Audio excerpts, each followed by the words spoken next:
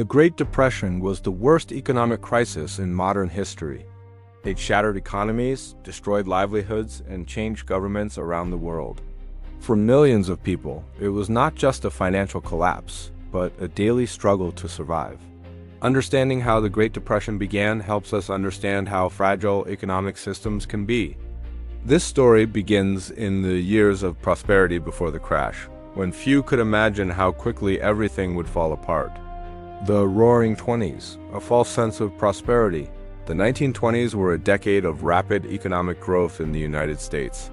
Factories produced cars, radios, appliances, and consumer goods at unprecedented levels. New technologies and mass production made products cheaper and more accessible.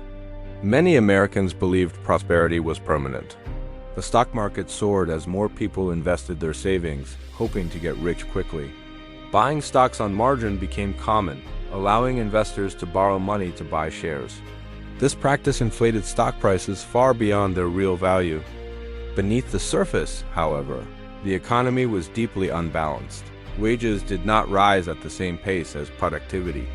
Farmers struggled with falling crop prices and debt after World War I. Wealth became concentrated in the hands of a small percentage of the population.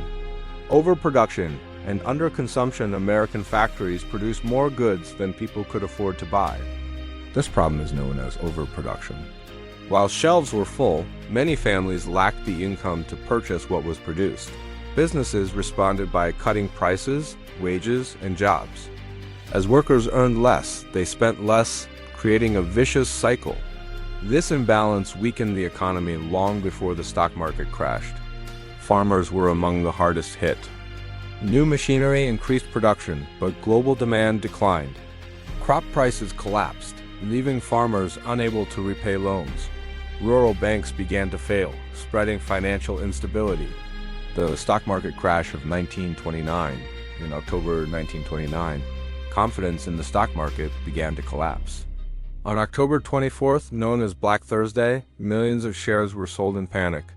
Investors rushed to unload stocks as prices began to fall rapidly. The situation worsened on October 29th, Black Tuesday. Stock prices plummeted with no buyers in sight. Fortunes were wiped out in a matter of hours. Banks that had invested depositors' money in the stock market suffered massive losses. Many were unable to recover.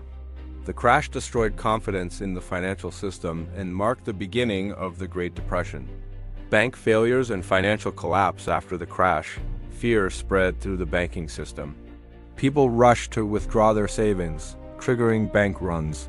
Banks lacked enough cash to meet demands and began to close. Between 1930 and 1933, thousands of banks failed. When a bank collapsed, depositors lost their life savings.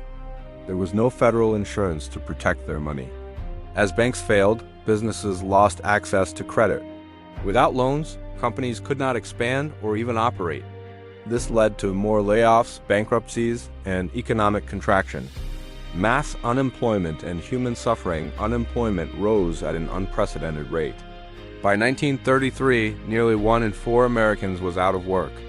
Factories shut down, construction halted, and businesses closed permanently. Families lost their homes and were forced into poverty. Shantytowns known as Hoovervilles appeared near cities.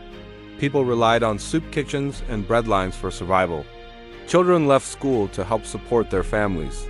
Malnutrition and homelessness became widespread. The emotional toll was immense, as many felt shame and hopelessness.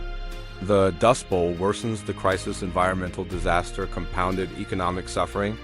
Severe droughts struck the Great Plains in the early 1930s. Poor farming practices led to massive dust storms. Crops failed, farms were abandoned, and families were forced to migrate west.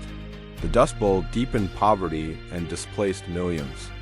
It showed how economic collapse and environmental crisis could reinforce one another. Global spread of the Depression. The Great Depression was not limited to the United States. American banks called in loans from Europe. International trade collapsed as countries raised tariffs to protect their economies. The global economy contracted sharply.